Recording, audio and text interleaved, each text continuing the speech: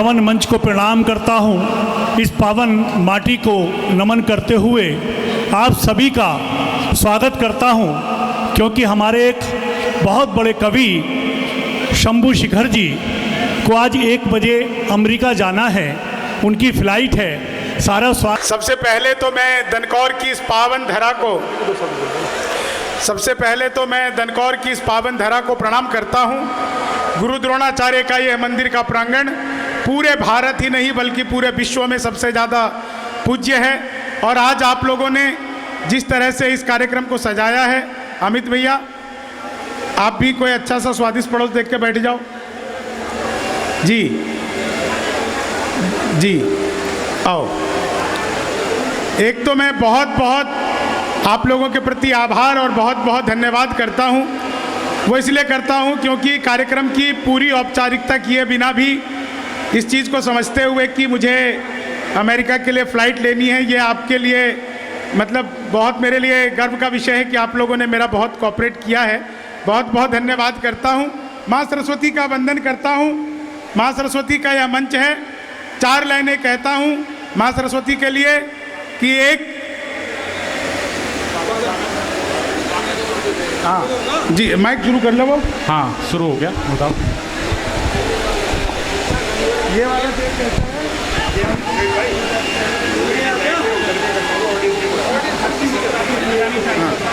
जी। चलिए एक बार तालियां बजाइए, शुरू करते हैं। स्वागत। माँ सरस्वती को प्रणाम करता हूँ। मुस्कुराती जिंदगानी चाहिए, काव्य में नूतन रवानी चाहिए, सारी दुनिया अपनी हो जाती है, बस एक माँ की मेहरबानी चाहिए। जय हो माँ की मेहरबानी। और फिर से मैं धन्यवाद करता हूँ पूरे आयोजन मंडल का।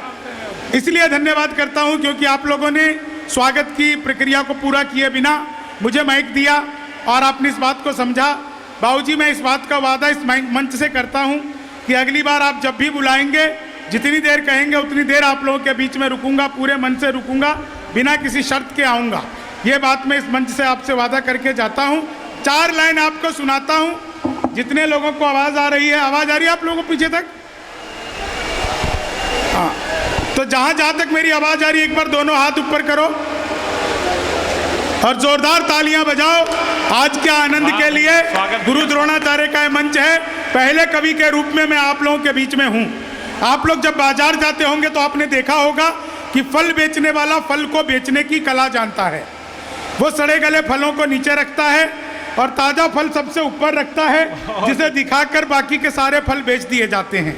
आज के कवि सम्मेलन का पहला कवि मैं हूँ, जिसे दिखाकर ये सारी वैरायटी आपको परोस दी जाएंगी और आप ऐसे ही आनंदित होते रहेंगे।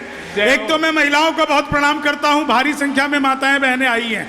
सर मैं बताऊँ आपको, मैंने बहुत दिनों से देखा है कि बहुत सारी महिलाएं मुझे बहुत देर तक घूर घूर कर देखती रहती है। ऐसा नहीं मेरे अंदर कोई खासियत है, वह मुझे देखकर लगातार सोचती रहती है चलो अपना वाला तो ढंग का है। बहुत अच्छे। तो मैं तो सच बता रहा हूँ, मैंने एक ब्यूटी पार्लर के बाहर लिखा हुआ देखा था, लिखा हुआ था सत्यम छुपम तब दिखम सुंदरम। बहुत अच्छे। मुझे तो कई दिन तक हंसी आती रही। और मैं आपको बताऊं, आप सब जानते हैं मेरे विषय में, मैं मूल रूप से बिहार का रहने वाला हूं। वहां पर शराब बंद हो गई तो मैं दिल्ली रहने लगा।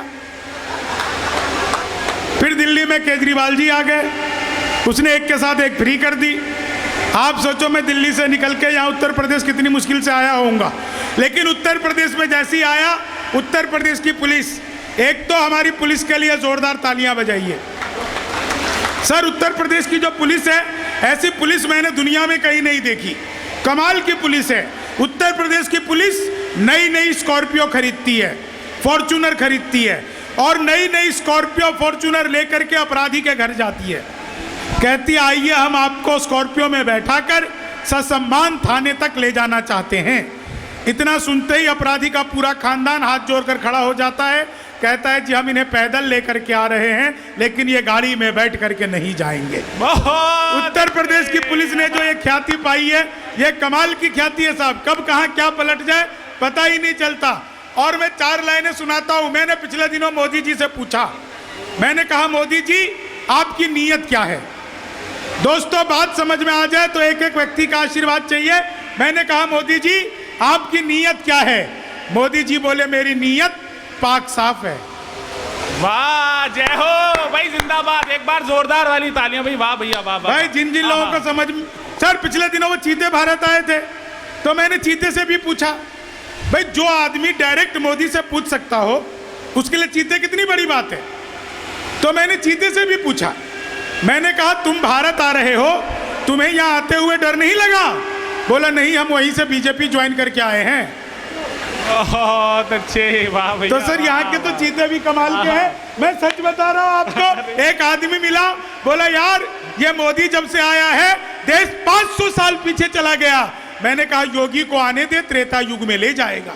बहुत अच्छे, वाह भैया वाह वाह। तो मामला बिल्कुल ही ऐसा ही है। मैं 4 लाइनें आपको सुनाता हूँ, इतना बढ़िया मन से आप लोग सुन रहे हैं। पिछले दिनों दोस्तों, मैं जब अभी ग्रेटर नोएडा में आया था एक काम से, तो मैंने परी चौक के पास एक अद्भुत दृश्य देखा। मैंने देखा 2 आदमी आपस में आधे घंटे से गाली गलौज कर रहे थे।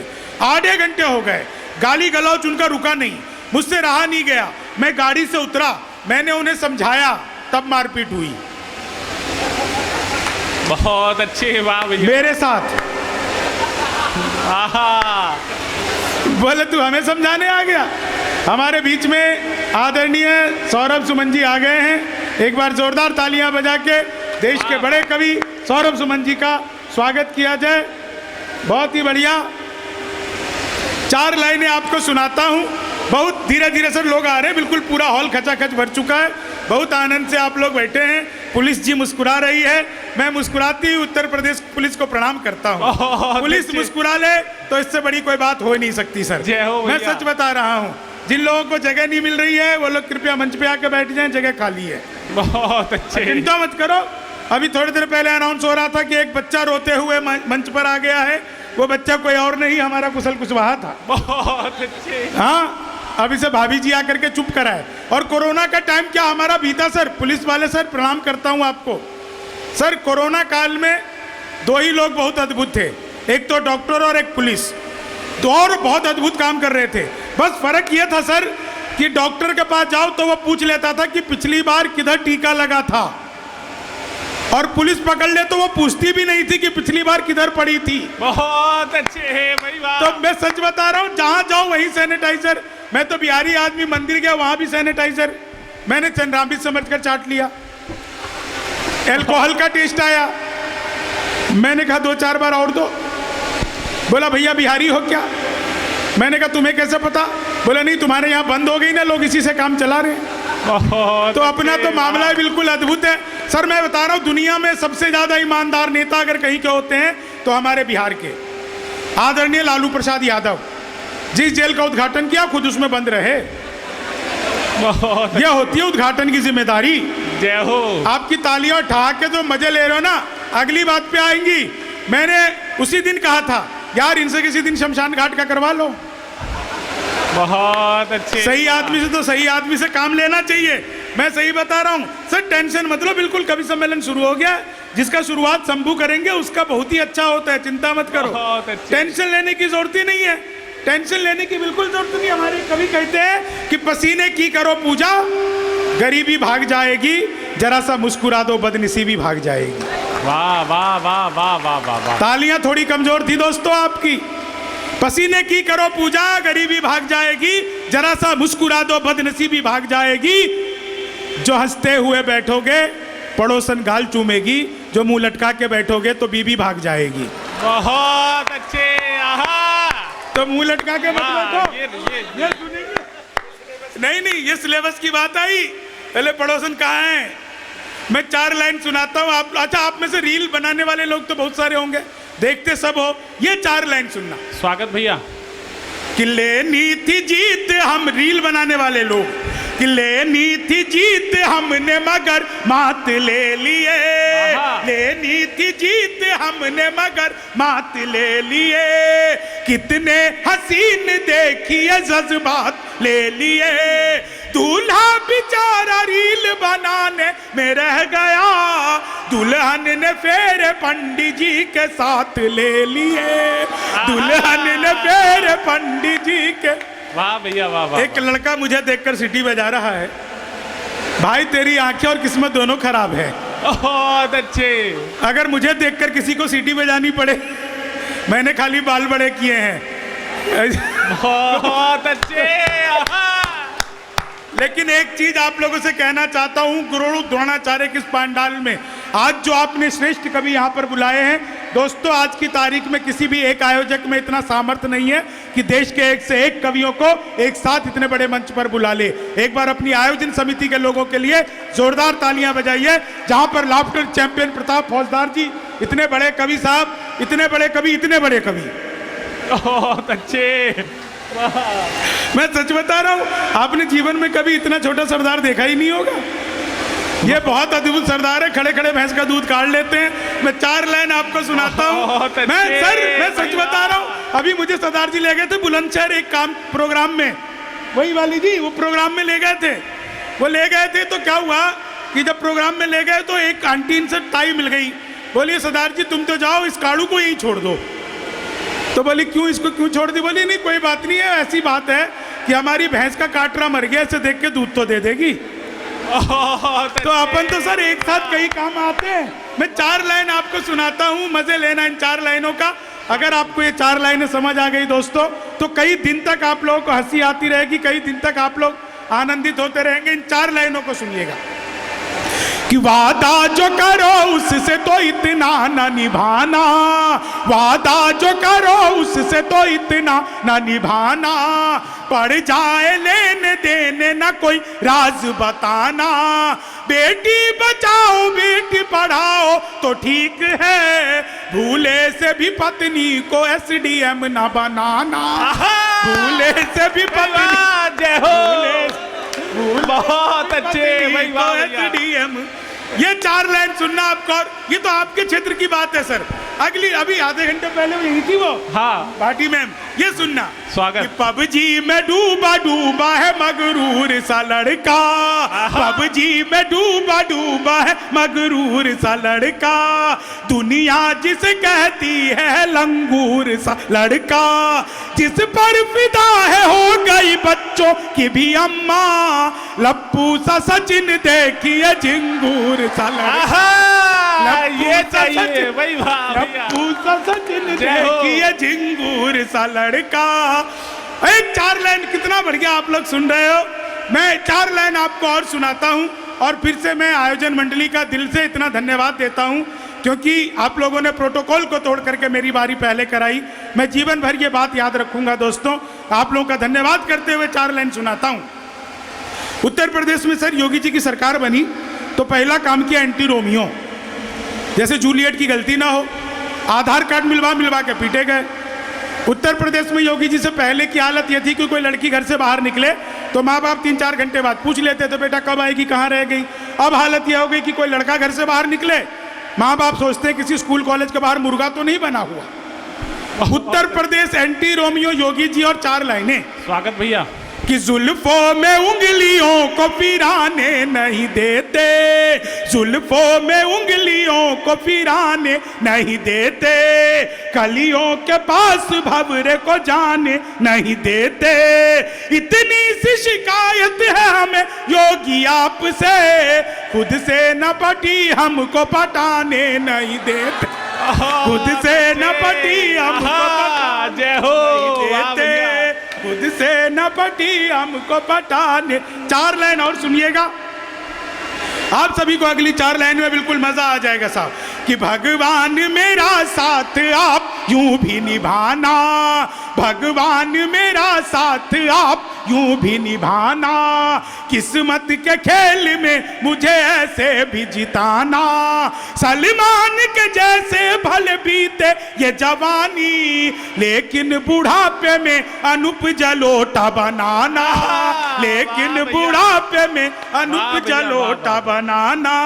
पहले तो जिंदगी ये कट रही थी रेत में, अब जी रहे हैं हम यहाँ अपने निकेत में, पत्नी ये बोली कि किसी महंगी जगह चलो, मैं उसको घुमा लाया टमाटर के खेत में, मैं उसको घुमा लाया टमाटर के खेत में। और 4 लाइनें सुनिएगा। स्वागत भैया। कि तुम तोड़ो वादा और हम निभाते रहेंगे, नाराजगी ऐसे भी हम जताते रहेंगे, जब तक नहीं आते हैं 15 लाख खाते में तब तक तुम्हें मोदी जी हम जिताते रहेंगे, तब तक तुम्हें मोदी जी, ख्वाबों में तेरे रंग कोई पिंक नहीं। क्या हुआ भाई साहब, ऐसी कौन सी ब्रांड थी तो 2 घंटे बाद चढ़ी है? ख्वाबों में तेरी ऐसी मुझे भी बताओ। हाँ ख्वाबों में तेरे रंग कोई पिंक नहीं है। और एक चीज दोस्तों, एक चीज आपको मैं और बताना चाहता हूं, हमारे आदरणीय मुकेश शर्मा जी जो इस कार्यक्रम के सूत्रधार हैं, संयोजक हैं, जिन्होंने सब कवियों को यहाँ बुलाया है, आज की तारीख में जबकि मेरी 1 बजे की अमेरिका के लिए बोर्डिंग है, दुनिया में कहीं पर भी और होता तो संभवतः मैं मना कर देता, लेकिन मुकेश भैया का प्यार है जिसके कारण मैं आया हूँ। इसके लिए मैं मुकेश भैया का और सर आपका विशेष तौर से धन्यवाद करता हूँ, क्योंकि आपने सचमुच में प्रोटोकॉल तोड़ करके माइक दिया है। तो मैं 4 लाइनें सुनाता हूँ, आनंद लीजिएगा इन 4 लाइनों का। कि ख्वाबों में तेरे रंग कोई पिंक नहीं है और पास तेरे अपनी कोई थिंक नहीं है।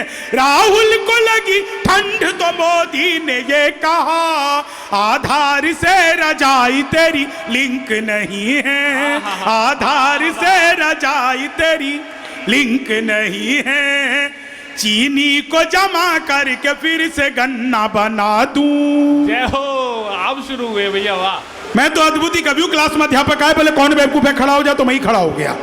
बोले तुम बेवकूफ हो, मैंने कहा नहीं सर आप अकेले खड़े अच्छे नहीं लगते हो। चीनी को जमा करके, संस्कृत के अध्यापक आ गए, बोले तमसो माँ ज्योतिर्गमय, इसका हिंदी में अनुवाद करो। मैंने किया, माँ तू सो जा मैं ज्योति के पास जा रहा हूँ। चीनी को जमा करके फिर से, मैं सच बता रहा हूँ सर, हिंदी के अध्यापक आ गए, बोले लड़की में बड़ी की मात्रा है कि छोटी की। मैंने कहा पहले लड़की दिखाओ, लड़की बड़ी हुई तो बड़ी की, छोटी हुई तो भी बड़ी की, हमें तो लड़की देखने से मतलब।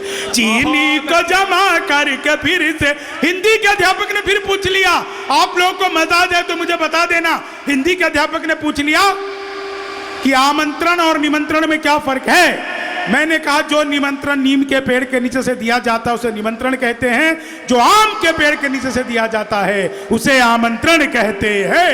चीनी को जमा करके फिर से गन्ना बना दूं। मैं सच बता रहा हूं सर, महिलाओं को मैं विशेष प्रणाम करता हूं। सर ये महिलाएं हम लोगों पे आरोप लगाती है कि ये पुरुष बिल्कुल निठल्ले होते हैं, एक ही कपड़े 2 बार पहन लेते हैं, नहाते धोते नहीं, साफ सफाई का ध्यान नहीं रखते। महिलाएं बहुत साफ सुथरी रहती है। सर यहाँ पे जितने भी पुरुष हैं, हम चाहे हफ्ते में 1 दिन या महीने में 1 दिन के लिए नाई की दुकान पर जाएं, दाढ़ी कटवा करके आए, बाल बनवा करके आए, आते ही हम सबसे पहले नहाते हैं। मैंने आज तक एक भी महिला ऐसी नहीं देखी जो ब्यूटी पार्लर से आने के बाद, बहुत अच्छे, जय हो, वाह भैया वाह, मुंह भी धोती हो। बहुत अच्छे। नहाना तो दूर की बात है भाई वाह भैया साहब। वाह। मैं बिल्कुल सच बता रहा हूं, मैं तो सर बिहार का रहने वाला आदमी, एक्स्ट्रा कॉन्फिडेंस। इलेक्ट्रॉनिक शॉप पे गया, मैंने कहा टीवी कितने का दे रहे हो, बोला हम बिहारियों को टीवी नहीं देते। मैंने कहा तुझे कैसे पता लगा, बोला निकल यहाँ से। अगले दिन मैं सूट बूट हैट नकली मुझे, मैंने कहा है टीवी कितने का दे रहे हो, बोला तुझे कल भी मना किया था। अगले दिन मैं बुरका और के चला गया, मैंने कहा भैया ये टीवी कितने का दे रहे हो, बोला भाई साहब आपको 2 दिन से मना कर रहा हूँ, बिहारियों को टीवी नहीं देते। मैंने कहा ठीक है मत दे, लेकिन ये बताओ तुझे पता कैसे लगता है मैं बिहारी हूँ। बोला बेटा जिसे तू टीवी कह रहा है वो माइक्रोवेव है। ये जो माइक्रोवेव को टीवी बताने का कॉन्फिडेंस, आज तुम कहाँ जा रहे हो, ए कुशल, कुशल तुम कहाँ जा रहे हो, इधर आओ। ये भाग गया, बताओ संचालक ही भाग गया। तो बस कुशल को बुलाओ, संचालक कहाँ गया जी। सुनिएगा 4 लाइनें कि चीनी को, सर देखो मैंने अखबार में विज्ञापन देखा, लिखा हुआ था घर बैठे मिठाई मंगवाइए। मैंने कहा पिज्जा बर्गर तो खूब मंगाया, मिठाई कैसे मंगवाएंगे। तो मैंने अखबार में दिए हुए नंबर पर कॉल किया, उधर से कंप्यूटर या रिकॉर्डेड आवाज आने लग गई। बोले जी नमस्कार, अग्रवाल स्वीट कॉर्नर पर आपका हार्दिक स्वागत है। मिठाई लेने के लिए 1 दबाइए, चाट पापड़ी के लिए 2 दबाइए, गजक नमकीन के लिए 3 दबाइए, गोलगप्पों के लिए 4। मुझे मिठाई चाहिए थी, मैंने 1 दबा दिया।